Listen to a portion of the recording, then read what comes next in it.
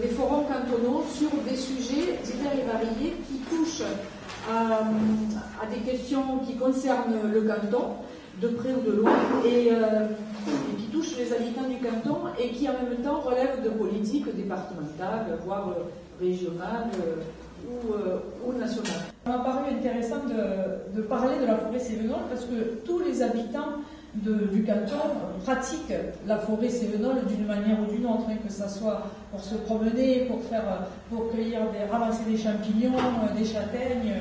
Chacun de nous a finalement des certitudes et une approche très singulière de la forêt en fonction de ce qu'il y fait, selon qu'il est propriétaire, qu'il est chasseur, qu'il est promeneur, il a une vision différente ou encore différente s'il est scientifique, selon ce qu'il y recherche et même, je dirais, selon les souvenirs qu'il en a depuis l'enfance.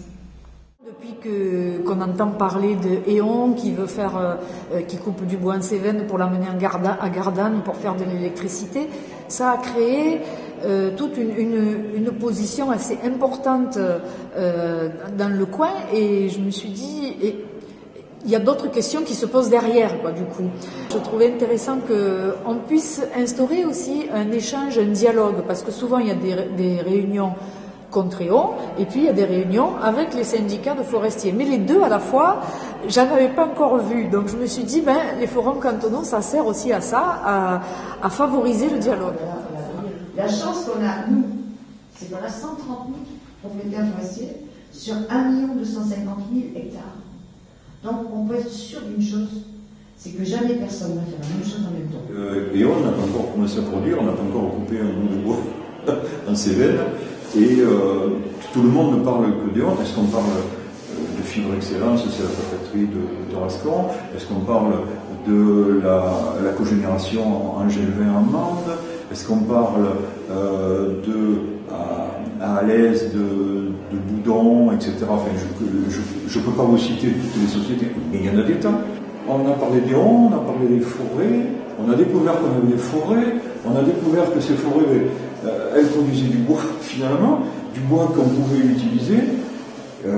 Ça fait des débats sur la forêt. Bon, alors, des fois, des débats un peu caricaturaux comme on a un peu vu ce soir, mais des fois, des débats vraiment intéressants qui font se poser des questions, et c'est très bien. Avant, il y avait la forêt. Alors, avant, il n'y avait pas de loisir pour production de bois. En fait, c'est quoi ton travail dans la forêt? Mais en fait, mon travail de forestier, c'est d'abord d'être un gestionnaire. Parce qu'en fait, je suis responsable du territoire forestier et donc je dois proposer des actions sur cette forêt en fonction des rôles de la forêt. Ça, c'est encore une autre coupe. Toujours la même technique, hein, les pistes dans les pentes, etc. Donc, des images très récentes, des couples qui se multiplient à l'heure actuelle de façon quasiment invisible, parce que vous connaissez tous les Cévennes, c'est un labyrinthe. C'est tout ce bien commun que sont les forêts, parce que les forêts, elles contribuent au bien-être de l'ensemble de la population, parce qu'elles nous donnent des conditions de vie, elles régulent le climat, elles régulent les eaux, elles régulent la fertilité, elles apportent de la diversité, enfin bon, elles contribuent à ce qui fait l'environnement vivant dans lequel on trouve notre place. Et si on laisse ces forêts se faire gérés par des gens qui ne pensent que rentabilité et considération de cet ordre, quel monde va-t-on laisser, quelle Cévennes va-t-on laisser à nos enfants, hein, si on n'a aucune considération pour ça? Allez, on dit. On est là et valoriser la ressource qu'on a. Alors sur la question du tanin, je crois que ce soir, ça a été assez révélateur pour moi de montrer que finalement, même si on a des points de divergence, on a quand même tous cet attachement à la forêt et on a tous la volonté d'une façon ou d'une autre de la protéger.